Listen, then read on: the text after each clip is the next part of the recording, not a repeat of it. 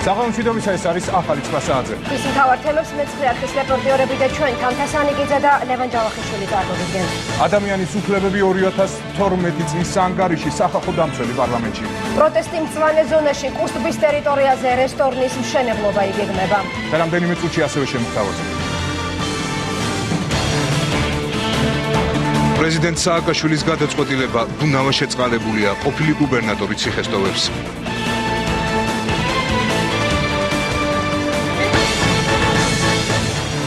სამხედრო პოლიციის ყოფილი უფროსის სკანდალური ჩვენება ხმაური საქალაქო სასამართლოში.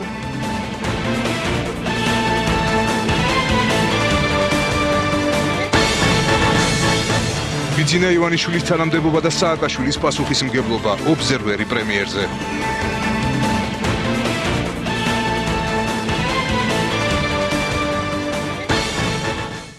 18 დღიანი პატიმრობის დასასრული თენგის გუნავა ციხეს დატოვებს სამგრელო ზემო სვანეთის ყოფილი გუბერნატორი პრეზიდენტმა შეიწყალა შესაბამისი განკარგულება უკვე ოფიციალურად გამოქვეყნდა პატიმრობაში მყოფი ექს-მაღალჩინოსანის სასჯელახსრულების მეცხრე დაწესებულებიდან სავარაუდოდ დღის ბოლომდე გამოვა. პრეზიდენტის ბრძანების მიხედვით გუნავას ნასამართლეობაც მოეხსნება. სახელმწიფო სახსრებისა და 3000 ლიტრი ბენზინის ტალონების მითვისების ბრალდებით ყოფილ რწმუნებულს 4 წლიანი პატიმრობა 12 ივლისს მიუსაჯეს. საუბარია იმ პერიოდზე, როდესაც გუნავა შინაგან საქმეთა სამინისტროს გენერალური ინსპექციის ხელმძღვანელად მუშაობდა. გვანცა პაპავაძე ჩაგორთვება ახლა პირდაპირ ეთერში სასჯელახსრულების მეცხრე დაწესებულებასთან იმყოფება. გვანცა პირველ რიგში კითხავ, ხომ არ დატოვა უკვე გუნავამ საპყრობილე და რა პოლიტიკური და სამართლებრივი შეფასებები მოჰყვა პრეზიდენტის გადაწყვეტილებას. ჯერჯერობით თენგის გუნავას სასჯელახსრულების მეცხრე დაწესებულება არ დაუტოვებია, როგორც გავრცელდა ინფორმაცია, ეს სულ რამდენიმე წუთში მოხდება. მანამდე კი ამ წუთებში სასჯელახსრულების მეცხრე დაწესებულებასთან შეკრებილები არიან ნაციონალური მოძრაობის წევრები და პარტიის მხარდამჭერები. თენგის გუნავას შეწყალებასთან დაკავშირებით პრეზიდენტმა განკარგულება საკუთარ ვებგვერდზე უკვე გამოაქვეყნა, სადაც ნათქვამია, რომ 1976 წელს დაბადებული თენგის გუნავა უკვე შეწყალებულია, ის სასჯელისაგან გათავისუფლდება და ნასამართლეობა მოეხსნება. პრეზიდენტმა გამოიყენა შეწყალების უფლება და ეს შესაბამისად დაასაბუთა კიდევაც თავის განცხადებაში, რომელიც ჩვენ ვნახეთ და ეს არის ძალიან ლოგიკური ნაბიჯი, იმიტომ რომ თეგო გუნავა არის ერთ-ერთი ის მებრძოლი, რომელიც 2008 წელს ძალიან ვაშკაცურად და ძალიან გაბედულად დახვდა ოკუპანტს. ეს არის ადამიანი, რომელიც ებრძოდა კრიმინალს და რომელიც ახლა საბუღალტრო საბუთების არასწორად გამოტანილი ოპერატიული ხარჯების გამო ნამდვილად ციხეში არ უნდა ეჯდეს. თქმა უნდა, ეს არის პოლიტიკური გადაწყვეტილება, ეს არის როგორც თვითონ პრეცედენტი გუნავას ციხეში ყოფნა იყო პოლიტიკური დევნა, ასე გამომდინარე აქედან აი არ ვიცი რა, როგორ შეიძლება გუნავა ყოფილიყო ციხეში, ჩახალიანი იყოს გარეთ. პრეზიდენტის მიერ მიღებულ გადაწყვეტილებებს გამოხმაურება უკვე მოხდა საკანონმდებლო ორგანოში, საპარლამენტო უმრავლესობაში სააკაშვილის მიერ მიღებულ გადაწყვეტილებას არ იზიარებენ, რაც შეეხება საპარლამენტო უმცირესობას, იქ ამბობენ, რომ იმ ფონზე, როდესაც ვლადიმერ ბედუკაძე თავისუფალია, გაუგებარია, რატომ უნდა იყოს დაკავებული თენგის გუნავა.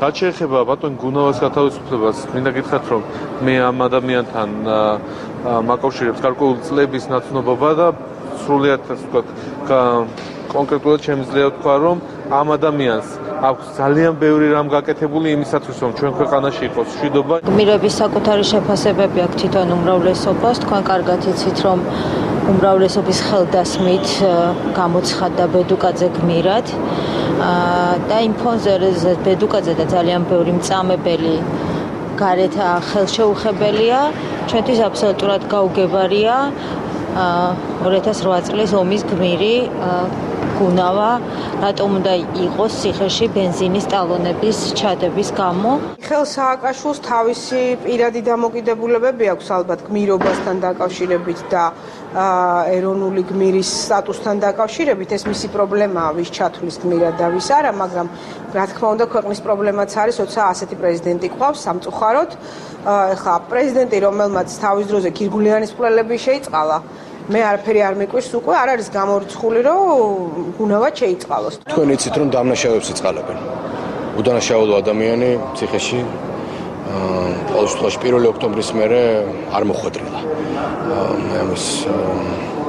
მე ვფიქრობ, რომ იწყალებენ დამნაშავეებს. ეს არის ერთგვარი აღიარება იმისა, რომ ბატონი პირდაპირ აღიარება და არა ირიბი, ბატონი გუნავა არის დამნაშავე და მას შეიწყალებს ბატონი სააკაშვილი გამოიყენებს თავის უფლებამოსილებას. მეცხრე არხის სამეგრელოში სოფელ რუხში თენგის გუნავას ოჯახსაც ესტუმრა, სადაც პრეზიდენტის მიერ განკარგულებაზე ხელმოწერის შემდეგ უკვე მილოცვებია ოჯახში ამბობენ, რომ თენგის გუნავას შეწყალებას ელოდნენ, რადგან მათი განცხადებით იგი უდანაშაულოა. ველოდი, იმიტომ რომ მე დარწმუნებული ვარ იმაში, რომ თენგო უდანაშაულო იყო და ის არ არის ისეთი პიროვნება, რომ ვინმეთვის რამე დაეშავებინა, ასე რომ ალბათ სამართალმა პურიჭა. პრეზიდენტის მიერ მიღებულ გადაწყვეტილებას გამოხმაურებები მოყვა. ახალგაზრდა იურისტთა ასოციაციაშიც კომენტარს აკეთებს სახალხო დამცველიც, მისი განცხადებით პრეზიდენტ შეწყალების გამოყენების უფლება აქვს, თუმცა უჩან ანუაშვილი გადაწყვეტილების მიზანშეწონილობაზე ამახვილებს ყურადღებას. ეს არის ბრძანებულება, სადაც წერია, რომ რა შემთხვევაში არ შეიძლება პრეზიდენტმა შეიწყალოს ვინმე. ერთ-ერთი ასეთი აკრძალვა არის, თუ პირველად მსჯავრდებული თუნდაც და 5 წლამდე თავისუფლების აღკვეთა აქვს მისჯილი და მოხდილი არ აქვს სასჯელის 1/13, ხო? ამ შემთხვევაში პრეზიდენტს არ შეუძლია შეწყალების გამოყენება. ასევე არ შეუძლია პრეზიდენტს შეწყალების გამოყენება, თუ პირი თავს დამნაშავედ ასე ვთქვათ, არ ცნობს და არ ინანიებს დანაშაულის ჩადენას, ამ შემთხვევაშიც პრეზიდენტს არ აქვს უფლება შეწყალების გამოყენების. ჩვენს ანგარიშში დეტალურად არის საუბარი იმაზე, რომ სერიოზულ დარღვევებს ჰქონდა ამ საქმეში, თუმცა მას შემდეგ ასევე გამოძიება სხვა კუთხით და სხვა მიმართულებითაც წავიდა. ის გადაწყვეტილება, რომელიც იქნა მიღებული ცოტა ხნის წინ სასამართლოს მხრიდან, ასევე საუბრობს სხვა სახის დარღვევებზე, სხვა დეტალებზე საქმეში, რაც გახდა მისი პასუხისმგებლობის, ასე ვთქვათ, საგანი რამდენიმე თვის წინ.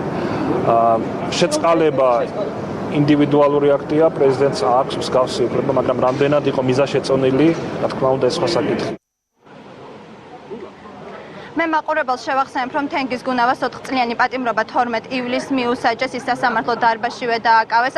სისხლის სამართლის საქმე მის მიმართ 3 ეპიზოდზე იყო აღძრული. პირველი ეხებოდა სამეგრელო ზემო სვანეთის სამხარეო პოლიციის უფროსად მუშაობის პერიოდს, კერძოდ დაჭრის ფაქტს. მეორე ეპიზოდი ეხებოდა შინაგან საქმეთა სამინისტროს გენერალური ინსპექციის უფროსად მუშაობის პერიოდს, კერძოდ გამოძიების ინფორმაციით სამსახურეობრივი უფლებამოსილების გადამეტების გზით თენგის გუნავამ 3000 ლიტრი ავტომობილის საწვავი მიიღო და სამსახურეობრივი დანიშნულებისათვის არ გამოიყენა. მესამე ეპიზოდიც ასევე ეხებოდა შინაგან საქმეთა სამინისტროს გენერალური ინსპექციის უფროსად მუშაობის პერიოდს. ამ შემთხვევაში გამოძიების ინფორმაციით სამსახურეობრივი უფლებამოსილების გადამეტების გზით თენგის გუნავამ დიდი რაოდენობის ფულადი თანხა, კერძოდ 59500 ლარის ოდენობის თანხა მიიღო და მიითვისა. სასამართლომ გუნავას დაჭრის ეპიზოდში გაამართლა, თუმცა ფულის მიღებისა და საწვავის მითვისების ფაქტთან დაკავშირებით დამნაშავე ცნო და 4 წლიანი პატიმრობა შეუფარდა. მე კიდევ ერთხელ შეგახსენებთ, რომ ამ წუთებში ვიმყოფებით საშელახსულების მე-9 დაწესებულებასთან, სადაც რამდენიმე წუთში უნდა დატოვოს თენგის გუნავამ დაწესებულება. მადლობთ გვანცა პაპაოძე საუბრობდა საშელახსულების მე-9 დაწესებულებიდან, რომელსაც პრეზიდენტის მიერ შეწყალებული თენგის გუნავა სავარაუდოდ ღამის 12 საათამდე დატოვებს. და პრეზიდენტის მიერ თენგის გუნავას შეწყალების შეფასების გარდა გუნავას საქმეზე სახალხო დამცველმა პარლამენტში ისაუბრა უჩან ანუაშვილი ყოფილი გუბერნატორის დაკავების დროს დაშვებულ პროცესუალურ დარღვევებზე, ამახვილებს ყურადღებას. დღესვე ომბუდსმენის საკანონმდებლო ორგანოში რიგარეშე სესიაზე მოусმინეს გახმაურებული საქმეები, პატიმრების მდგომარეობა საჯელახსულების სისტემაში, დარღვევები ფსიქიატრიულ დაწესებულებებში, პოლიტიკურად მოტივირებული დაპატიმრებები და ლაფანყური სპეცოპერაცია. უჩან ანუაშვილმა დეპუტატებს 771 გვერდიანი ანგარიში წარუდგინა. მირიან გორგოძე გვერდება ქუთაისიდან პირდაპირ ეთერში. მირიან, რა შეფასებები გააკეთეს დეპუტატებმა ომბუდსმენის ანგარიშის შესახებ?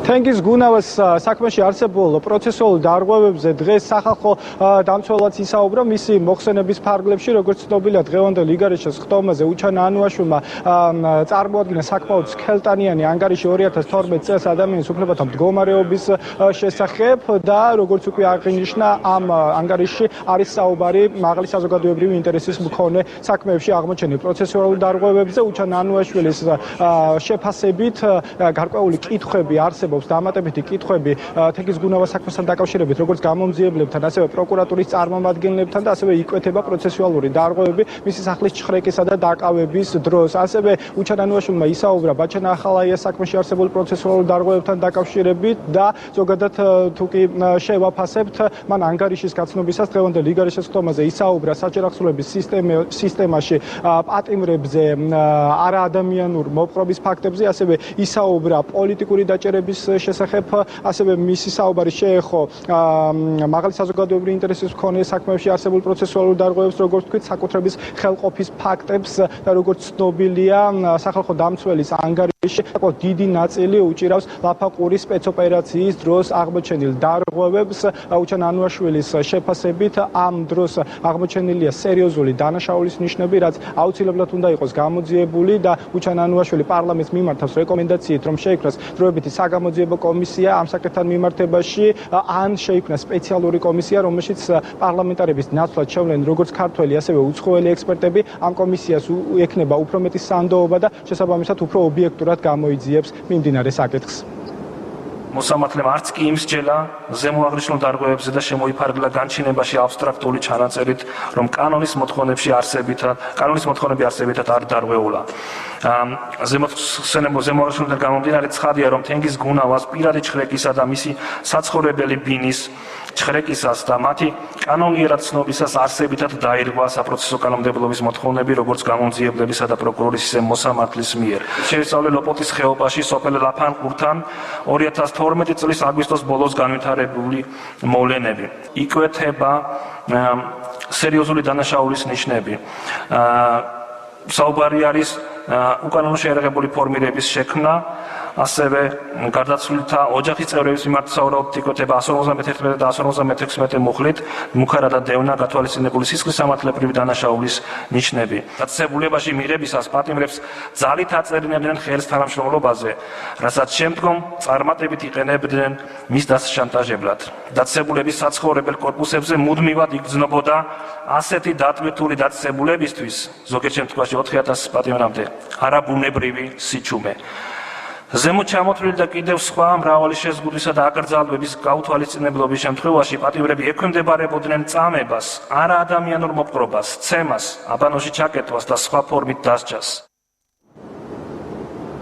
რაც შეეხება დეპუტატების შეფასებებს, რომელიც უკვე გაკეთა სახალხო დამცველის ანგარიშთან დაკავშირებით საკანონმდებლო ორგანოში, პირდაპირ შეიძლება ითქვას, რომ საპარლამენტო უმცირესობის წარმომადგენლები დარჩნენ უკმაყოფილო სახალხო დამცველის ანგარიშის მოსმენით, მათ თქვეს, რომ მათთვის სასურველ შეკითხვებზე ვერ მიიღეს სრულყოფილი პასუხები, მაგალითად პავლე კუბლაშვილმა ჩვენთან საუბარში განაცხადა, რომ ლაფაყურის სპეცოპერაციის დროს სახალხო დამცველის ანგარიში საერთოდ არ უნდა ყოფილიყო საუბარი, იმიტომ რომ ამ საკითხზე ჯერჯერობით კვლავ არ არის დასრულებული გამოძიება და ამ საკითხთან მიმართებაში სპეციალური კომისიის რეკომენდაციით მიმართვა პარლამენტისადმი არის ქვეყნის ეროვნული ინტერესების წინააღმდეგ მიმართული. ზოგადად საპარლამენტო უმცირესობის წარმომადგენლებმა უჩან ანუაშვილს პოლიტიკურად ანგაჟირებული პიროვნება უწოდეს და თქვეს, რომ უჩან ანუაშვილი არის ქართული ოცნების აქტივისტი. საპარლამენტო უმრავლესობა კი პირიქით კმაყოფილებას გამოთქვამს 2012 წლის ადამიანის უფლებათა დაცვის კუთხით და ამ ანგარიშის შესახებ ისინი ამბობენ, რომ 9 წლის მანძილზე პირველად პარლამენტი სახალხო დამცველის ანგარიშს მიიღებს არა როგორც მხოლოდ ცნობას, არამედ მასში ასახულ ყველა შენიშვნას და რეკომენდაციას აუცილებლად გაითვალისწინებს.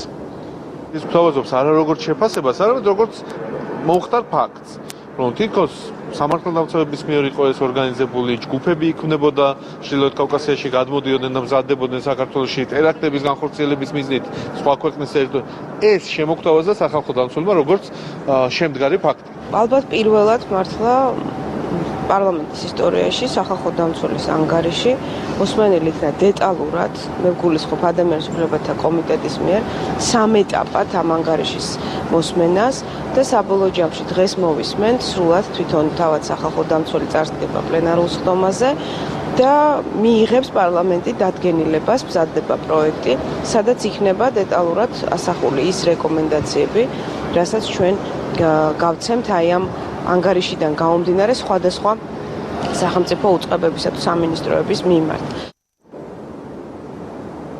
დიახ, მე შეგახსენებთ, რომ დღევანდელ რიგარეშეს ხტომაზე დეპუტატებმა მოისმინეს სახალხო დამცველის ანგარიში 2012 წლის ადამიანის უფლებათა მდგომარეობის შესახებ და ასევე მნიშვნელოვანია, რომ დღევანდელ ხტომაზე დეპუტატებმა მიიღეს დადგენილების პროექტი, რომელშიც ასახულია ის რეკომენდაციები, რომლითაც სახალხო დამცველი სახელმწიფოს სხვადასხვა სტრუქტურებს და ორგანოებს მიმართავს.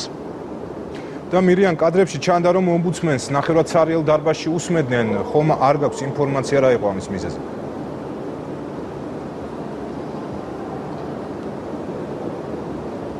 შეიძლება ითქვას, რომ ამის მიზეზი არის გარკვეულწილად საპარლამენტო უმცირესობის არ მოსვლა პლენარულ სესიებზე. აღსანიშნავია, რომ რაც დაიწყო საქართველოს პარლამენტში რიგარეშე პლენარული სესიები და სხდომები, საპარლამენტო უმცირესობის წარმომადგენლები ძალიან ნაკლებად არიან წარმოდგენილი ზოგადად პარლამენტში და დღესაც ამის გამო უჩან ანუაშვილის ანგარიშის მოსმენა დაახლოებით ნახევრად ცარიელ დარბაზში მიმდინარეობდა. და ასევე მნიშვნელოვანია, რომ საპარლამენტო უმცირესობის წარმომადგენლები ასევე არ დაესწრენ კენჭისყრის პროცედურებს და შესაბამისად მათ არ მიიღეს მონაწილეობა ამ დადგენილების პროექტის შესახებ კენჭისყრის მომენტში.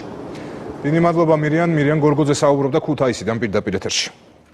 თავდაცვის სამინისტროს ყოფილ მაღალჩინოსნებს შესაძლოა ბრალი დაუმძიმდეთ. სერგო თეთრაძის საქმეში ახალი გვარები ჩნდება. ბაჩუ ახალაია, მისი ექს-მოადგილე ნიკოლოზ ძიმცეიშვილი, გიორგი დგებუაძე იგივე მასტერა. მთავარმა მოწმემ ჩამოთვლილი პირები თადარიგის პოლკოვნიკის დაკავების უშუალო ორგანიზატორება დაასახელა. დღევანდელ სასამართლო პროცესზე სამხედრო პოლიციის ყოფილმა ხელმძღვანელმა ლევან ზაქრაძემ თეთრაძის სხეულზე მიყენებული დაზიანებებიც დაადასტურა. მოწმის ჩვენებას გარდაცვლილი პოლკოვნიკის ოჯახისა და მასთან ერთად დაკავებულების პროტესტი მოჰყვა. გია გორელაშვილი გადანაშაულებთ წამებაში, რომ თქვენს მიიღეთ მონაწილეობა. არ ვადასტურებ, არ შეესაბამება სიმართლეს. სამხედრო პოლიციის ყოფილი უფროსი სერგო თეთრაძესთან ერთად ჯაშუშობის ბრალდებით დაკავებულ გია გორელაშვილის ბრალდებას უარყოფს. ლევან ზაქრაძემ სასამართლოში დაკითხვის შემდეგ კომენტარის გაკეთება მეცხრე არხთან არ ისურვა. ანუ თქვენ გია გორელაშვილის წამების შესახებ რო შეიტყვეთ ინფორმაცია, რა რეაგირება მოახდინეთ? მოახსენე სასამართლო.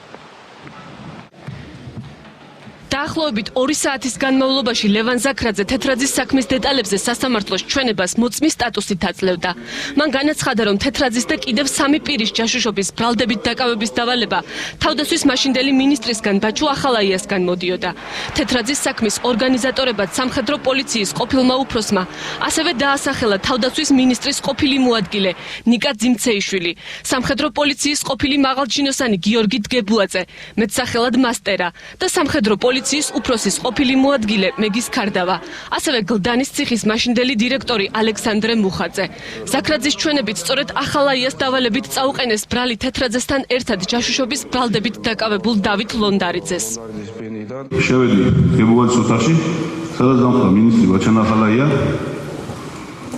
მისი მოადგილე ნიკოლოზ ძიმცეიშვილი, გიორგი დგებუაძე იყო ლანის საპრობილის დირექტორი მუხაძე და იყო დაახლოებით 40-45 წლის მამაკაცი, სუსტი მაღალი დაღმეობის და მინისტრმა მას გააცნო ჩემი თავი და უთხრა, რომ ეს არის ჩვენი საგამოძიებელს უფროსი და მე მითხრა, რომ ეს იყო სახმელეთო ჯარების დაზვერვის თანამშრომელი ლონდარიძე, რომელსაც დაუსვა კითხვა, რომ აბა ჩვენ რაც მოგვყევი ახლა მასთან. ლევან ზაქრაძე ამბობს, რომ სამხედრო პოლიციაში სერგო თეთრაძე ნახა, რომელსაც დაზიანებები ჰქონდა. ზაქრაძე იხსენებს იმასაც, რომ ჯაშუშობის საქმეზე კიდევ ერთი დაკავებულის, გია გორელაშვილის ცემის შესახებ გამომძიებლისგან, ზურაბ გოგიჩაიშვილისგან შეიტყო, რომელიც გორელაშვილთან დაკითხვაზე არ შეუშვეს. ზაქრაძის ჩვენებით მთავარი პროკურატურიდან სამხედრო პოლიციაში ბრალის წარსადგენად მისული 2 პროკურორი გენერალური შტაბის იმდროინდელი უფროსის მოადგილემ გიგი კალანდაძემ უკან გააბრუნა. არ შემიშვეს ოთახიდან გამომაგდოსო ძიმცეიშვილმა და ხარდავალმა შემდეგ. მე არ დამიკონკრეტებია, არ მიკითხავს არაფერი, რომ რაც ნაკლები მეწოდინებოდა, უკეთესი იყო ჩემთვის. კალანდაძემ გახედეს პროკურორებს და თქვენ დავაიახლ აქედან, არ ხართ საჭიროა და პროკურორები უცებ შეცვლნენ, ჩაუღუნეს თავი და თავშეყრუნილები გამოვიდნენ გარეთ. რა თქმა უნდა, გამოვაცილე ძალიან მეწინა, რომ ჩემი ოთახიდან კალანდაძე გამიყარა მოსული პროკურორები. ზაქრაძის ჩვენებას გია გორელაშვილის პროტესტი მოჰყვა, რომელიც პოლიტპატიმრის სტატუსით გათავისუფლდა და ამ საქმეში ახლა დაზარალებულია. გორელაშვილი ამტკიცებს, რომ მის წამებაში ზაქრაძეც მონაწილეობდა. ერთ-ერთი ბრალდებულის მეგის ქარდავას ადვოკატი კი ზაქრაძის ჩვენებას მათ სასარგებლო მტკიცებულებად მიიჩნევს. მან დაადასტურა, რომ გორელაშვილმა ჩვენებაში მოიტყუა და ისეთი ფაქტები დაასახელა, რაც სინამდვილეში არ ყოფილა, ასევე ლონდარეძემაც მოიტყუა და ისიც დაასახელა, რომ იქ არანაირ წამებას ადგილი არ ქონია, მხოლოდ ერთი გამომძიებლისგან გაიგო, რომ გორელაშვილზე გარკვეული ცემა განხორციელდა. ლევან ზაქრაძეა, რომელმაც პირველად პლასმასის მილით დამეწყო ცემა, ლევან ზაქრაძეა, რომელმაც ძალდატანებით დამაწერინა ფურცელზე ოდნოკლასნიკების კოდი, ჩემი ორივე პოსტის კოდი. ლევან ზაქრაძეა ის პიროვნება, რომელიც ესწრებოდა თავიდან ბოლომდე ჩემ წამებას. თეთრაძის ოჯახი მიიჩნევს, რომ თადარიგის პოლკოვნიკის უკანონო დაკავების საქმეში ბაჩუ ახალაიას ორგანიზატორობა დადასტურდა. მოკლულის მეუღლე უკმაყოფილოა მიმდინარე გამოძიებით და იმ პროკურორების და გამომძიებლების, ასევე მოსამართლის დასჯას ითხოვს, რომლებიც ეგრეთ წოდებული ჯაშუშობის საქმის წარმოებაში მონაწილეობდნენ. მოწმე მიხეილ კუჭუხიძემ ვიცე-პოლკოვნიკმა აღიარა, რომ თვითონ მოიტანა, მიიღო ეს ფლეშკა უშუალოდ მეგის ქარდავასგან ჩადებული კონვერტში და მოიტანა ჩვენ სახლში. ჩემმა მეუღლემ არ აღიარა, საერთოდ უდანაშაულო იყო, არ აღიარა ის ბრალდება არც ზეწოლის ქვეშ, არც ისე, არც ასე, იმიტომ რომ მართლა გრძნობდა თავს უდანაშაულოდ.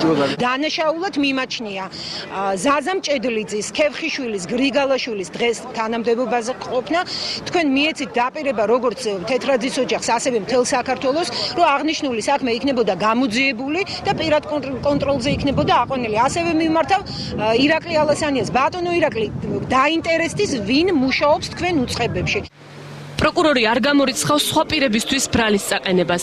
რევაზ ნადოი ამბობს, რომ პროკურატურაში თეთრაძის საქმეზე გამოძიება გრძელდება. ამჟამად სასამართლოში იხილება ძირითადი სისხლის სამართლის საქმე. სანამ ეს სისხლის სამართლის საქმე სასამართლოში წარიმართებოდა, ამ საქმიდან ცალკე წარმოებად გამოიყო სხვა სისხლის სამართლის საქმე, რომელზედაც ამჟამად მიმდინარეობს საგამოძიებო მოქმედება. 13 ბრალდებულიდან 2 ოლეგ ფაცაცია და ვიქტორ ყაჭეიშვილი წინასწარ პატიმრობაში იმყოფებიან. 2 ბრალდებული მეგის ქარდავა და ალექსანდრე მუხაძე კი დღემდე იძებნებიან. სხვები კი გირაოთი გათავისუფლდნენ. სასამართლო პროცესი ხვალ კვლავ ბრალდების მხარის მოწმეთა დაკითხვით განახლდება.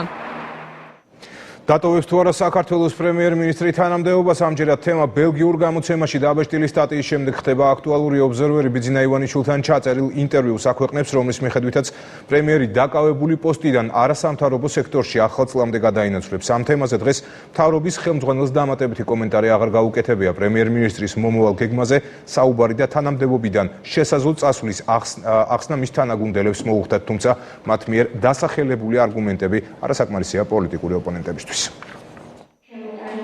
საქართველოს პრემიერ-მინისტრის გადაწყვეტილება გადადგომასთან დაკავშირებით ბელგიელმა მკითხველმა საქართველოს მოსახლეობაზე რამდენიმე თვითგვიან გაიგო. გამოცემა ობზერვერში ბიძინა ივანიშვილის ინტერვიუ დაიბეჭდა, სადაც საუბარია იმაზე, რომ პრემიერი თანამდებობას ახალ წლამდე დატოვებს და საკუთარი გენერალური გეგმის შესრულებას არასამთავრობო სექტორიდან შეეცდება. გეგმა კი ასეთია: საქართველოს ელიტარული კორუფციისგან გაწმენდა, სკოლების, საავადმყოფოებისა და გზების მშენებლობა, ასევე უცხოელი ინვესტორებისა და ტურისტების მოზიდვა. პრემიერის გადადგომის სურვილი მისივე გუნდის წევრებს ნაადრევად მიაჩნიათ. იუსტიციის მინისტრის აზრით ივანიშვილის გადადგომა პოლიტიკური სტაბილურობისთვის საფრთხე შემცველია. კოალიცია ქართული ოცნების პრეზიდენტობის კანდიდატი კი მიიჩნევს, რომ თანამდებობიდან წასვლა პოლიტიკიდან წასვლას არ ნიშნავს. ჩემი როგორც ქართული ოცნების კოალიციის ერთ-ერთი წევრის მართლაც გულწრფელი სურვილია, რომ ბიძინა ივანიშვილი დარჩეს რაც შეიძლება დიდხანს კოალიციაში და პოლიტიკაში, რადგან ამ ქვეყანას სჭირდება საკმაოდ დიდი ხნით სტაბილურობა, პოლიტიკური სტაბილურობა და ძალიან ბევრი პრობლემა და დემოკრატიული ინსტიტუტია საბოლოოდ შესაქმნელია. როდის შეეჩევა ქართული საზოგადოება, რომელი იქნება ის 725 ჯერ რო იტყვის ბატონი ბიძინა, რომ მივდივარო, თუ 1335 ჯერ რომ მივდივარ, რომ ამას შევეჩვევით და რა რეაქცია გვექნება აქედან გამომდინარე. რეაქცია გვექნება შემდეგი, რომ ყველაზე წონიანი პოლიტიკოსი არ მიდის პოლიტიკიდან, ის მიდის თანამდებობიდან. პრემიერ-მინისტრი თავად ხდება ძალიან ხშირად პრესის წარმომადგენლებს, ამიტომ პრემიერ-მინისტრთან კითხვები ალბათ ჯობია თავად ბატონ ბიძინას დაუსვათ. კოალიცია თავის დანაპირებს საზოგადოების წინაშე შეასრულებს. კოალიციის მიერ დანაპირების შესრულების შემთხვევაშიც კი ივანიშვილის გადადგომას უარყოფითად აფასებენ ოპოზიციაში. ყოფილი მმართველი გუნდი ირწმუნება, რომ პრემიერი პასუხისმგებლობას გაურბის და არაფორმალური მმართველის რანგში თავს უფრო კომფორტულად გრძნობს. იგი ცდილობს, რომ თავისი ფულით დარჩეს რეალური მმართველი ქვეყნის, მაშინ როცა მას არ ექნება პასუხისმგებლობა როგორც პრემიერ-მინისტრი. მას წარმოუდგენია, რომ თვითონ უნდა მართავდეს სიტუაციას გვერდიდან, ასე ვთქვათ, მას ჰქონდეს არაფორმალური ძალაუფლება და ფორმალური ინსტიტუტების სათავეში უნდა იდგნენ მისი მარიონეტები. პრემიერის შესაძლო შემცველის ვინაობას პოლიტიკოსები არ ასახელებენ, თუმცა ვრცელდება ინფორმაცია რამდენიმე სავარაუდო კანდიდატთან დაკავშირებით. ესენი არიან ირაკლი ღარიბაშვილი, კახი კალაძე და გიორგი კვირიკაშვილი. არის ძალიან ბევრი ღირსეული ადამიანი ჩვენს გუნდში და შეიძლება ვიღაც დასახელდეს კანდიდატად. შესაძლებელია, რომ ერთი კანდიდატურა თუ თქვენი ითხოვა არის, ჩემი კანდიდატურაც იყოს. პრემიერის გადადგომასთან დაკავშირებით განსხვავებული ვერსია აქვს საქართველოს პრეზიდენტს. მიხეილ სააკაშვილი იმ წინაპირობას ასახელებს, რომელიც მისი აზრით ბიძინა ივანიშვილის გადადგომას უნდა უწყოდეს. ბიძინა ივანიშვილს ერთ-ერთი გაცხადებული მიზნები ძალიან კონკრეტული. ის აპირებს საქართველოს პოლიტიკურ წასვლას მას შემდეგ, რაც და საეჭვოდ ემთხოვა მისი და ვლადიმერ პუტინის მოთხოვნა. მიხეილ სააკაშვილი გაუჩინარდება პოლიტიკიდან და შეიძლება ცხოვრებიდანაც. ეს არის მისი ხარად დაკავშირებული პირობა. ამიტომ მე მინდა უთხრა პრემიერსაც და ვლადიმერ პუტინსაც. გაუჩინარებას არ ვაპირებ. ბელგიურ გამოცემაში დაბეჭდილი მოსაზრებები კატეგორიულად მიუღებელია უშროების საბჭოს მდივნისთვის. ის ვითარება, როდესაც რეალური ძალაუფლების მქონე ადამიანი არ არის თანამდებობაზე და იქიდან მარიონეტებს მართავს, არის ძალიან სახიფათო და შეუთავსებელი დემოკრატიასთან. ხელისუფლების არაფორმალური ლიდერობა ბიძინა ივანიშვილმა რამდენიმე კვირის წინ ჟურნალისტებთან შეხვედრისას კატეგორიულად გამორიცხა. არც ერთ შემთხვევაში წასული პოლიტიკიდან მე არ ვიქნები მმართველი გუნდის ორგანიზატორი თქვათ და გარედან არაფორმალურ ლიდერობას მე არ ვაპირებ. საზოგადოების მხრიდან როგორც საზოგადოების წევრი და აქტიური წევრი მოხერხდება კონტროლიც და შენიშვნების მიცემაც ხელისუფლებაზე, მაგრამ ექსპერტები თანხმდებიან იმაზე, რომ ქვეყნის სტაბილურობისთვის პრემიერის მიერ თანამდებობის დატოვება პოზიტიური გზავნილი შემცველი ვერ იქნება, თუმცა არც იმას გამორიცხავენ, რომ არასამთავრობო სექტორის განვითარება ქვეყანას მნიშვნელოვნად წაადგება. თუ იგი NGO-დან შეიტანს წვლილს ნამდვილად დემოკრატიის განვითარებას შეუწყობს ხელს თვითონ იგი სამოქალაქო საზოგადოების გაძლიერებას, ეს კარგი იქნება თქმა უნდა. თუ აქეთკენ მიმართავს თავის ძალისხმევას. ასეთი განცხადებები და მით უმეტეს ხშირი გამეორება ამ თემის იწვევს მხოლოდ ისედაც დამფრთხალი ბიზნესის სულ განაბულ ვითარებაში გადასვლა. და ეს ეთყობა კიდეც დღეს ჩვენ ეკონომიკას. ექსპერტები ბიძინა ივანიშვილს თანამდებობაზე იმ ვადით დარჩენას ურჩევენ, ვიდრე ქვეყანაში მყარი ინსტიტუციები არ ჩამოყალიბდება. ჩაჭრილი პედაგოგები მასწავლებელთა უმრავლესობამ სასერტიფიკაციო გამოცდები ვერ ჩააბარა. გამოცდების ეროვნული ცენტრის ხელმძღვანელი დღეს რამდენიმე საგანში მიღებულ მონაცემებს აქვეყნებს. შედეგები საგანგაშოა მათემატიკაში პედაგოგთა 86%-მა, სამოქალაქო განათლებაში 82%-მა, ქიმიაში 91%-მა, ბიოლოგიაში კი 77%-მა ზღვარი ვერ გადალახა. დაახლოებით იგივეა ფიზიკის, ისტორიისა და გეოგრაფიის შედეგებიც. რა გახდა ჩაჭრის მიზეზი, დაბალი პროფესიონალიზმი, სტრესული გარემო თუ არასწორად ფორმულირებული შეკითხვები. ნუცაბაშიძე ცდილობდა დეტალების გარკვევას. პედაგოგთა დაბალი კვალიფიკაცია, გადამზადების პროგრამების არარსებობა. ასეთი შეფასებები პედაგოგთა საატესტაციო გამოცდების შედეგებს მოჰყვა. 356 პედაგოგიდან გამოცდა 342-მა ვერ ჩააბარა. საატესტაციო გამოცდებზე ფიზიკაში ბარიერი ვერ გადალახა პედაგოგების 96%-მა, ქიმიასა და მათემატიკაში 82%-მა. პედაგოგების 82%-მა მასალის დაძლევა ვერ შეძლო სამოქალაქო განათლებაში. გამოცდების შედეგებზე საუბარი უჭირთ თავად პედაგოგებს. მათი ნაწილი უპრეცედენტოდ დაბალ ქულას საატესტაციო გამოცდების სირთულით ხსნის, თუმცა პედაგოგები არც კვალიფიკაციის დეფიციტს უარყოფენ. ამდენი ხელოვნებაცოდნე საქართველოში არ არის. რამდენი პედაგოგიც არის ხელოვნების და მინდა გითხრათ, რომ ძალიან ბევრი უმეტესობა ხელოვნების პედაგოგებისა არის სხვადასხვა პედაგოგიური მეცნიერების კვალიფიკაციით. კითხვა იყო რთულად დასმული, რომელმაც შესაძლებელია არ ვიყავით ამ კუთხით მომზადებული და ეს არის კიდევ სხვა უნარი საგნის ცოდნის თვალსაზრისით გარდა, რომ აი ეს უნარი უნდა გამოვემუშავოთ. გამოცდების დაბალმაჩვენებელზე პასუხისმგებლობას გამოცდების ეროვნული ცენტრის ხელმძღვანელი განათლების სამინისტროს აკისრებს. უბრალოდ ითქმებოდა, რომ ეს პროფესია არის პრიორიტეტული ქვეყნისთვის და რომ ეს პროფესია არის ძალიან მნიშვნელოვანი ქვეყნისთვის. რეალურად პირდაპირ გეტყვით ძალიან ცოტა რამ კეთდებოდა იმისათვის, რომ ჩვენ პედაგოგებისთვის მაქსიმალურად შეგვეწყო ხელი. პედაგოგთა დაბალი კვალიფიკაცია აღმოჩენას არ წარმოადგენს ლევან ბერძენიშვილისთვის. პარლამენტარი პედაგოგთა სერტიფიცირების გამოცდას მათი ცოდნის გამოვლენის ეფექტურ გზად არ მიიჩნევს. სერტიფიკაცია საერთოდ არ მგონია რომ ეფექტური იყოს ამ თვალსაზრისით, იმიტომ რომ რაცაც არა ცოდნა და გინდა შეამოწმო და გინდა ნუ შეამოწმო.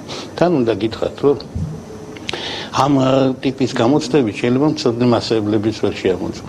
საატესტაციო გამოცდებში პედაგოგების დაბალმაჩვენებელზე საქართველოს პრეზიდენტი პასუხისმგებლობას მოქმედ ხელისუფლებას აკისრებს. 10 თვე აქვს პრაქტიკულად დაკეტილი მასწავლებელთა გადამზადების ცენტრი, 10 თვეა პრაქტიკულად დაკეტილია გდანის კოლეჯი, სადაც მათ შორის მასწავლებლებიც უნდა ევლოთ, 10 თვეა ძალიან ბევრი პროგრამა არის გაჩერებული. კიდე რამდენი წელი უნდა გავიდეს, რო არ თქვა რომ წინამთავრობის ბრალია რაღაც, მართლა მაინტერესებს. განათლებისა და მეცნიერების სამინისტრო პედაგოგებს კვალიფიკაციის ასამაღლებლად ახალ სტრატეგიას სთავაზობს. სტრატეგია უკვე შემუშავებულია და მასზე სამინისტრო გასული 8 თვის განმავლობაში მუშაობდა. თუმცა გამოცდების შედეგებიდან გამომდინარე, სტრატეგიაში ცვლილებები შევა. სერიოზული გამოწვევაა სისტემის მიმართ. ამაში ბუნებრივია კიდევ უფრო მეტი რესურსი ჩაიდება, კიდევ უფრო მეტი დახმარება იქნება, რამდენადაც მე ვიცი. ძალიან კარგი არის ის მომენტი, რომ შეგვიძლია უკვე გამოვიყენოთ გამოცდის შედეგები, რაც ნიშნავს, რომ კონკრეტული საკითხები, რაშიდაც უჭირდა პედაგოგებს, იმაზე გავაკეთოთ აქცენტი. 2013 წლის საატესტაციო გამოცდების საბოლოო შედეგი ჯერ ცნობილი არ არის. გამოქვეყნებულ შედეგებს ქართული ენისა და ლიტერატურის, ასევე უცხო ენების შედეგები დაემატება. საბოლოო ქულებს კი პედაგოგები აგვისტოს შუა რიცხვებში შეიტყობენ. პროტესტი მწვანე ზონის განადგურების წინააღმდეგ ნახეთ რამდენიმე წუთში რეკლამის შემდეგ. სამეგრელო გურია აჭარა-კახეთი საქართველოში სტიქიისგან მიყენებულ ზარალს ითვლიან.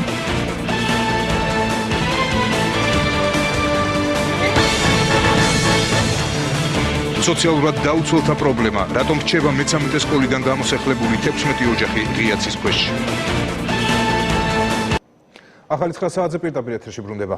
საქართველოში ისევ სტიქიით მიყენებულ ზარალს ითვლიან. სამეგრელო გურია აჭარა-კახეთი ძლიერმა წვიმამ და სეტყვამ ამჯერად კვალი 4 რეგიონში დატოვა. წყალდიდობის შედეგად განადგურებულია მოსავლის ნაწილი და დაზიანებულია ინფრასტრუქტურა. განსაკუთრებით მძიმე სიტუაცია სენაკში, სადაც წინასწარი მონაცემებით ზარალის ოდენობა 800,000 ლარს აღწევს. სტიქიის გამო რაიონიდან რამდენიმე ოჯახის ევაკუაციაც მოხდა, თუმცა ამ დროისთვის ევაკუირებულები უკვე სახლებში იმყოფებიან.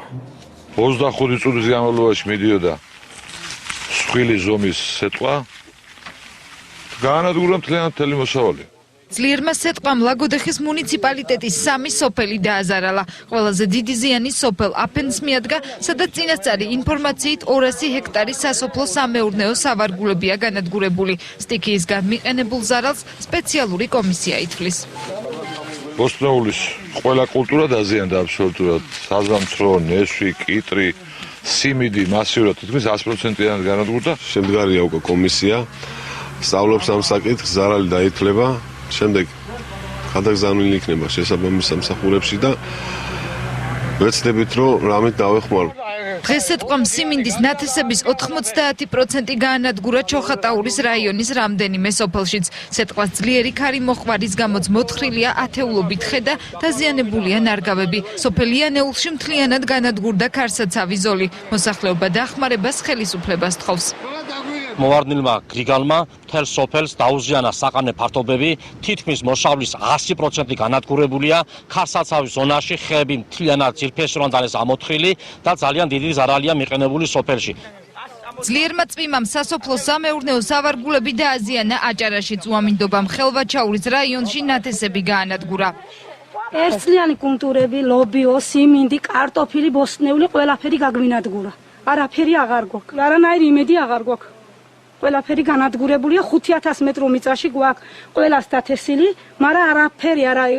უკვე ცნობილია ზარალის ოდენობა, რომელიც წყალდიდობის შედეგად სენაკში საგზაო ინფრასტრუქტურასა და წყალგაყვანილობის სისტემას მიადგა. რაიონში გაწმენდითი სამუშაოები დღეს დილიდან დაიწყო.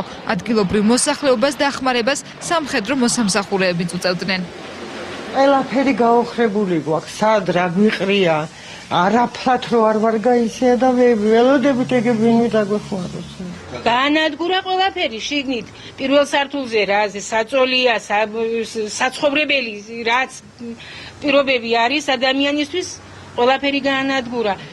სტიქიის შედეგად მიყენებულ ზარალზე დღეს მთავრობის ხდომაზეც იმსჯელეს. რეგიონული განვითარებისა და ინფრასტრუქტურის მინისტრის განცხადებით, ზიანის სალიკვიდაციო სამუშაოები უკვე დაწყებულია. ამ დროისთვის სენაკის ყველა აბონენტს ელექტროენერგიის მიწოდებაც აღუდგა.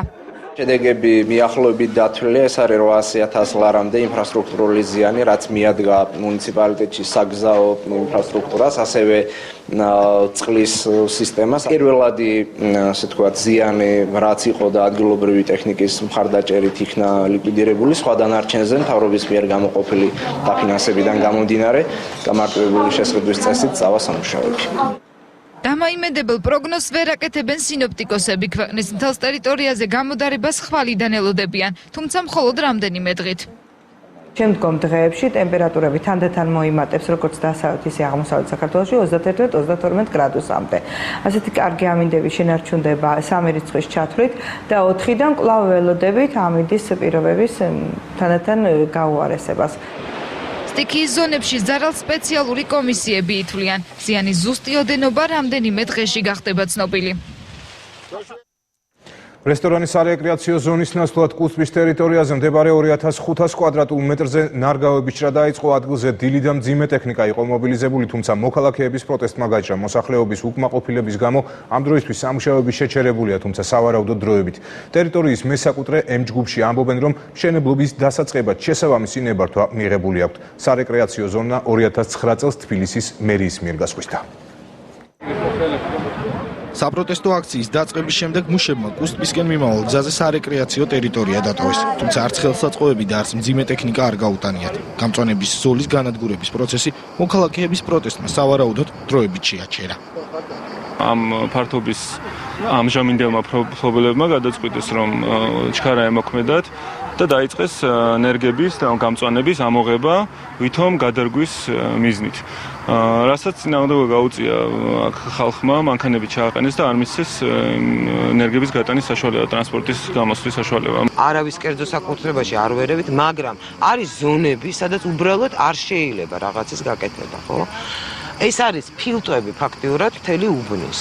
აქედან იავდება ქალაქი, აქედან იავდება ეს უბანი და რაღაცაზე ხო უნდა იფიქრო, ან შულზე იფიქრო, ან შვილიშვილზე იფიქრო. 20 წლიანი მცენარეების ამოღების პროცესი დღეს დილით დაიწყო. უცნობია სად გადააქვთ მცენარეები. სარეკრეაციო ზონაში 50 წლოვანი ნაძვებიცაა. ზონის განადგურების მიზეზი ახალი პროექტია, რომელიც აქ უნდა აშენდეს. 2500 კვადრატულ მეტრზე რესტორანს შეპესე კოლორიტი აშენებს. ასე გამოიყურება შენობა, რომელიც სარეკრეაციო ზონაში უნდა განთავსდეს. ამ რესტორანს მოყვება სხვა რესტორანი და ეს არ გაჩერდება. ეს იძახიან, რომ კანონიერია, იმიტომ 2009 წელს გასცეს ძალება, რომ ეს არის კანონიერი და ამიტომ კანონიერია და ჩვენ არ ვეთანხმებით ამ კანონს და ამ კანონიერებას და ვაპროტესტებთ. თბილისის მერიაში ამ საკითხზე კომენტარს არ აკეთებენ. ტერიტორიის გასხვისებაზე მხოლოდ საპროტესტო აქციის მონაწილეები საუბრობენ. მათი თქმით, სარეკრეაციო ზონის ნაწილი 2009 წელს თბილისის მერიამ გაასხვისა. შეპესე კოლორიტი რესტორნების ქსელის მფლობელი M ჯგუფის შვილობილი კომპანიაა. მშენებლობის დამკვეთი ამბობს, რომ დოკუმენტები წესრიგში აქვს და განცხადებას უახლოეს დღეებში გააკეთებენ. საიტით თქვენ მიიღებთ სრულ ინფორმაციას, რა კეთდება, რა ნებართვები აღებული და როგორ ყველაფერი იქნება საჯარო ინფორმაცია. ეგუქია მენეჯმენტი. დოკუმენტების წესრიგში ქონის მიუხედავად კომპანია კოლორიტი გამწვანების ზოლში ყველა სახის სამუშაოს დროებით აჩერებს. ფლორისტების თქმით, ხეებისა და ნარგავების ნიადაგიდან ამოღება მათ განადგურებას გამოიწვევს. ეს რასაც ხედავთ თქვენ, ეს არის ამოთხრილი ძირიანად ხეები, მაგრამ ივლისის ბოლოს ძირიანად ამოღებული ხის გადარჩენის 5% არსებობს მარტო, იმიტომ რომ ეს იგივეა, რაც მოჭრა. საპროტესტო აქციის მონაწილეებმა იურისტებთან კონსულტაციების შემდეგ მშენებლობის შეჩერების მოთხოვნით შესაძლოა სასამართლოს მიმართონ. თემა, რომელიც ფემინისტების პროტესტის მიზეზი გახდა, გასცემენ თუ არა საქართველოში ქალიშვილობის დამადასტურებელ ცნობას დღეს ლევან სამხარაულის სახელობის ექსპერტიზის ეროვნულ ბიუროს ახსნა განმარტებების გაკეთება მოუხდა. მიზეზი ბიუროს ერთ-ერთი თანამშრომლის სატელევიზიო კომენტარია, სადაც სპეციალისტმა ვრცლად ისაუბრა, რა სქემით ხდება ცნობების დამზადება, იქვე დაკონკრეტებული იყო 1 წლის განმავლობაში გაცემული საბუთების რაოდენობაც. ფემინისტების მიერ ორგანიზებული საპროტესტო აქციების შემდეგ ექსპერტიზის ბიურომ ინფორმაცია კატეგორიულად უარყო, თუმცა წერილობითი განცხადება უფლება დამცველებისთვის არადამაჯერებელია. ასე გააპროტესტა საზოგადოების ნაწილმა ექსპერტიზის ეროვნული ბიუროს მიერ ეგრეთ წოდებული ქალიშვილობის ცნობის გაცემის ფაქტები. საპროტესტო აქცია სამხარაულის სახელობის ეროვნულ ბიუროსთან ფემინისტების დამოუკიდებელი ჯგუფის მიერ სოციალური ქსელის მეშვეობით იყო ორგანიზებული. საინფორმაციო საშუალებებით გავრცელებული ინფორმაცია მსგავსი ცნობის არსებობის შესახებ დღეს კატეგორიულად უარყო თავად ექსპერტიზის ბიურომ, რომელმაც ამ საკითხზე სპეციალური განცხადება გაავრცელა.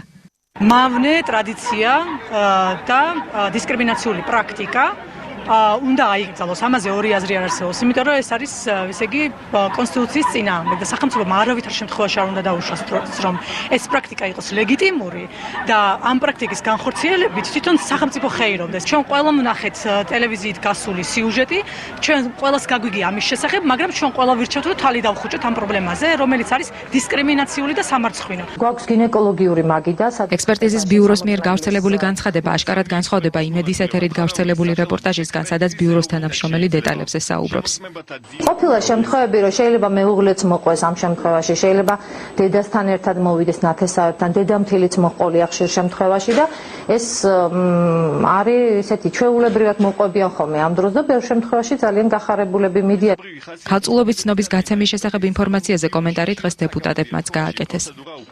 ასეთი მექანიზმი უნდა არსებობდეს, კიდევ ერთხელ ვამბობ, იმიტომ რომ სამწუხაროდ ხდება ქვეყანაში დანაშაული, რომელსაც ქვია გაუპატიურება, მაგრამ ამის იქით რაიმე სხვა ფუნქციას ახორციელებდეს ეს დაწესებულება, არ ვიცი, მე მაინც ჯერ კიდევ არ მჯერა რომ თქვენ მე სიმართლეს მეუბნე. ხიდაშელისგან განსხვავებით მსგავსი პრაქტიკის არსებობის შესახებ ინფორმირებულია გუგული მაღრაძე. სუდია რომ ასეთი მენტალობის ადამიანები არსებობენ საქართველოში, რომელმაც შეიძლება მოითხოვოს ამ ტიპის ექსპერტიზის ჩატარება, მაგრამ მეორე მხრივ თუ კი მოთხოვნა არის რომ ვინმეს უნდა ამ ექსპერტიზის ჩატარება, მაშინ ახლა სახელმწიფო ექსპერტიზის ბიუროს არ აქვს უფლება თქვას რომ მე ამ ტიპის ექსპერტიზას არ ჩავატარებ. მე ვფიქრობ აქ თავარ ცნობას გაცემს მეუღლე.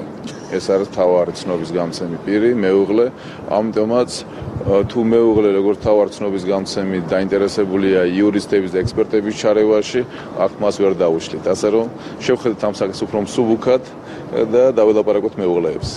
თემას, რომელმაც დეპუტატი და ჟურნალისტები დღეს ასე გაამხიარულა, სერიოზულ პრობლემად თვლიან ქართველი ფემინისტები. თუ ხაზ ინტერესი, ასე ვთქვათ, არ აქვს და ის ახალს არაფერს არ გებულობს, გამოდის, რომ იგი იძულებულია, იგი აიძულეს, რომ ვიღაცას რაღაცა უმტკიცოს და ამ ყველაფერში ერთვება სახელმწიფოს ეროვნული ექსპერტიზის ბიურო. 175 ლარს რომელი ქალი გადაიხდის იმაში, თუ სიტყვაზე ძალიან მარტივად შეუძლია გინეკოლოგთან მივიდეს და რა ვიცი 30 ლარად გაიუსო, უბრალოდ ცნობას არავინ არ მიცემს. არც ქალიშვილობაა სირცხული და არც არაქალიშვილობა და რაღაცნაირად არ რაღაც სულ ამ აქციის გაგება თითქოს დაიწყეს ისე რომ ვიღაცები პროპაგანდას ახდენენ გარყვნილების. ჩვენ პირიქით როგორც ფემინისტები, როგორც ქალები და ქალთა უფლებების დამცველები ვთვლით, რომ იგივენაირი ძალადობა ვიღაცას აიძულო, რომ კონდეს მაინც და მაინც სექსუალური ცხოვრება. ეს არის აბსოლუტურად პირადი არჩევანი. რეალურად აი ეს პრაქტიკა, რომელზეც ახლა ჩვენ ვლაპარაკობთ, ეს არის ქალის უფლების დარღვევა. პრობლემა არის ის, რომ ქალის უფლების დარღვევის ინსტიტუციონალიზაცია მოხდა სახელმწიფოს მხრიდან. ერთის მხრივ თუ კი ქალიშვილობის ინსტიტუტი ართმევს ქალს სექსუალურ თავისუფლების უფლებას, ის მამაკაც ართმევს იმის უფლებას, რომ მას თავისი პირველი სექსუალური ცხოვრების გამოცდილება კონდეს ადამიანთან, რომელიც მას უყვარს. ფემინისტების დამოუკიდებელი ჯგუფი ქალიშვილობის ცნობის გაცემის ფაქტებთან დაკავშირებით მთავრობისთვის ამ პრაქტიკის აკრძალვის მოთხოვნით წერილობით მიმართვას გეგმავს. სოციალურად დაუცველი 16 ოჯახი ისე უსახლკაროდა ღოღობერიძის ქუჩაზე მე-13 სკოლიდან გუშინ გასახლებული 26 ოჯახიდან ნაწილი უკვე დააბინავეს, ნაწილი კი კოჯორში გზის პირას სატვირთო მანქანებთან ერთად ღია ცის ქვეშ რჩება. ტოლთა და განსახლების სამინისტრო პასუხისმგებლობას თავიდან იცილებს. ჯანდაცვის სამინისტროში კი აცხადებენ, რომ სოციალურად დაუცველთა ბინებით უზრუნველყოფა მათ კომპეტენციაში არ შედის. სოციალურად დაუცველი 16 ოჯახი ღიაცის ქვეშ უკვე მეორე ღამეს გაათენებს. მე-13 სკოლის შენობიდან გამოსახლებულები ალტერნატიული ფართის გამოყოფას ითხოვენ, თუმცა მათთან რამდენიმე უფლებადამცველის გარდა არავინ მისულა. ღოღობერძის ქუჩაზე ყოფილი მე-13 სკოლიდან გამოსახლების მეორე ეტაპი გუშინ გვიან ღამით დაიწყო. 18 ოჯახი ლტოლვილთა და განსახლების სამინისტროს სატვირთო მანქანებითა და სამართალდამცველების თანხლებით ისნის სამხედრო ჰოსპიტალში გადაიყვანეს, თუმცა შენობაში თავისუფალი ადგილები არ აღმოჩნდა. წაგვიყვანეს ღამის პირველ საათზე და შემდეგ დაიწყეს ოთახების შევტვრევა. ხალხი დაძინებული, გაგიჟებულები წამოხდნენ, რა ხდებაო? თქვენ უნდა დაცალოთ, გამოხვიდეთ და ეს ხალხი უნდა შევიდესო. გაგიჟდნენ ხალხი, ზოგმა მოკლი დაგვემუქრა, შვილებს არ გაგიხარებთ. გასახლებული 18 ოჯახიდან ერთი ისნის სამხედრო ჰოსპიტალში დაბინავდა. ერთი ოჯახი კი ნათესავის ოჯახში გადავიდა. სოციალურად დაუცველი 16 ოჯახი უკვე გამთენიისას კოჯორში წაიყვანეს. როგორც თავად აცხადებენ, ეს გადაწყვეტილება ლტოლვილთა და განსახლების სამინისტროს წარმომადგენლებმა მიიღეს. არ გვინდოდა რომ ამ შუაღამეზე არ უწევით კიდევ ისე მოტყუებულები არ დარჩენილიყავით. მაგრამ მოვედით და დაცვამ არ შეგვიშვა შენობაში. რადგან არ შეგვიშვა შენობაში, ჩვენ კრიმინალები არა ვართ. ამიტომ მოვითხოვთ ჯანდაცვის სამინისტროსგან, დევნილთა სამინისტროსგან, როგორც გამოგვასახლეს და გამოგვიყვანეს ეს ამდენი ადამიანი, 16 ოჯახი, დაახლოებით 60-70 ადამიანი, კეთილი ინებონ და მოგხედონ. უსახლკაროდ დარჩენილი სოციალურად დაუცველები ალტერნატიული ფართის გამოყოფას ჯანდაცვის სამინისტროსა და ლტოლვილთა და განსახლების სამინისტროს თხოვენ. ლტოლვილთა და განსახლების სამინისტროში აცხადებენ, რომ საკითხი მათ უწყებას არ ეხება. ჯანდაცვის სამინისტროში კი განმარტავენ, რომ სოციალურად დაუცველთა ბინით უზრუნველყოფა მათ კომპეტენციაში არ შედის. მიუხედავად ამისა, თბილისის 22 ობიექტზე უკანონოდ შეჭრილი სოციალურად დაუცველები 6 თვის განმავლობაში შენობებში დატოვეს და 200 ლარის ოდენობით ქირას უხდიდნენ. ჯანდაცვის სამინისტროს კომპეტენციას არ წარმოადგენს თავშესაფრით უზრუნველყოფას. სოციალური დახმარების კანონი ამბობს ამის შესახებ, რომ თავშესაფრით უზრუნველყოფა ეს არის ადგილობრივი თვითმმართველობის კომპეტენცია. დევნილთა სამინისტროს მიერ მოწოდებული სიის თანახმად, მიუხედავად იმისა, რომ ჩვენი კომპეტენცია არ იყო, ჩვენ უზრუნველყავით 8 ოჯახის დროებით შესახლება. 8 ოჯახი, რომელსაც სამინისტროს ინფორმაციით არავითარი ქონება არ გააჩნია, გუშინვე შეასახლეს კოჯრის ყოფილ ბავშვთა სახლში. ისინი ბინით ჯანდაცვის სამინისტრომ უზრუნველყო და ყველა საჭირო საცხოვრებელი პირობის შექმნასაც დაპირდა.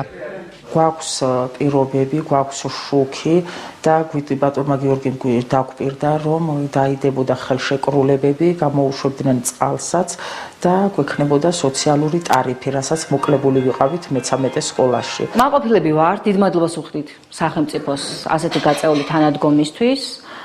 მადლობის მეტი არაფერი არ გვეთქმის. რაც შეეხება უსახლკაროდ დარჩენილ ოჯახებს, ისინი კოჯორში გზის პირას ღიაცის ქვეშ იქამდე დარჩებიან, სანამ პასუხისმგებელი უწყებები მათ მოთხოვნას არ დააკმაყოფილებენ. მადლობ დავით. და გამოშვების ბოლოს კულტურის ახალი ამბები ვალერიან შიუკაშვილის სოლო კონცერტისთვის ემზადება. მრავალწლიანი პაუზის შემდეგ პიანისტი ქართველი მსმენელის წინაშე ვრცელი პროგრამით ბათუმის ხელოვნების ცენტრში წარდგება. კლასიკური მუსიკის საათნახევრიანი კონცერტი 9 აგვისტოს ხელოვნების აკადემიის ორგანიზებით მოეწყობა. სულ იხვეწები იმ დონეზე, რომ ბოლოს უკვე ხვდები, რომ ის საფეხურო აი რისკენაც მიდიოდი, ის აღარ გაკმაყოფილებს და როცა საფეხური აღარ აკმაყოფილებს, მის შემოქმედებაში ახალი მიმართულება ჩნდება. მსოფლიო მუსიკალური აუდიტორიის აღიარების მიუხედავად მიღწეულით კმაყოფილი მაინც არ არის. მისთვის წარმატებაც პირობით იცნებაა. ბედნიერება არ განისაზღვრება, თუნდაც ერთი კონცერტით, ერთი კონკურსით, თუნდაც გაიმარჯვა, ეს არის წარმატება. ბედნიერება არის, როდესაც ალბათ, როდესაც ადამიანი გადახედავს რაღაცა ცხოვრების ეტაპის შემდგომში თავის გავლილ გზას და ის გზა რო იქნება ძალიან ლამაზი. არაერთი საერთაშორისო კონკურსის გამარჯვებული და ერთ-ერთი ყველაზე წარმატებული ქართველი პიანისტი მუსიკალურ ხელოვნებას 12 წლის ასაკში ეზიარა. 6 თვის შემდეგ კონსერვატორიის დიდ დარბაზში პატარა ვირტუოზმა მოცარტის ურთულესი კონცერტი ორკესტრთან ერთად დაუკრა. მას შემდეგ მუსიკა მისი ცხოვრების განუყოფელი ნაწილია.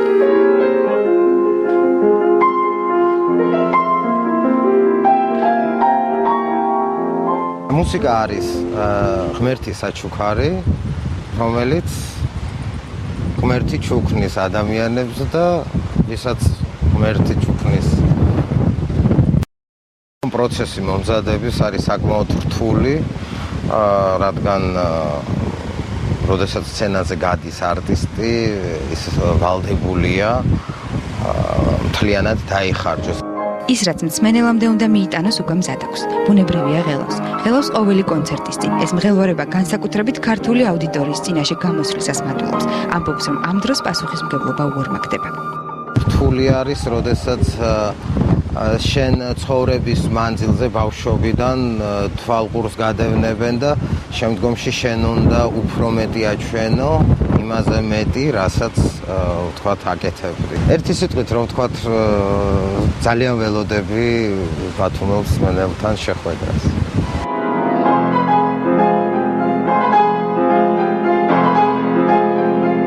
დოლიძე უკაშვილის საფორტეპიანო ფანტაზია ოპერიდან ქეთო და კოტა ერთ-ერთი ბოლო და ყველაზე რთული ნაწარმოებია. ბათუმში ჩასულ მსმენელს ვალერიან შიუკაშვილი ლისტის, მოცარტის, ბეთჰოვენის, შოპენისა და ბრამსის ნაწარმოებებთან ერთად ქართული კლასიკური მუსიკის შედევრსაც შესთავაზებს. და ახლა ეკაბერიძის მთავარი კითხვის ანონსი გადაცემის თემასა და სტუმრებს ეკა თავად გაგვეცნობს ეკა საღამოშვიდობისა. საღამოშვიდობის და თამთალევან მივესალმები მაყურებელს. რა ხდება ტელეკომპანია რუსთავიორის გარშემო და რა ეტაპზეა გამოძიება? მთავარ კითხვას გადაცემის მეორე ნაწილში დავით ვალი და ადვოკატი სოსო ბარათაშვილი უპასუხებენ. მანამდე საპრეზიდენტო კანდიდატი ნინო ბურჯანიძე იქნება ჩვენი სტუმარი. მადლობთ ეკა წარმატებულ ეთერს გისურვებთ. მადლობთ ეკა ახალი 9-ზე კი ამი დასრულებულია ჩვენ ხვალამდე გემშვიდობებით. მადლობთ რომ გიყურეთ.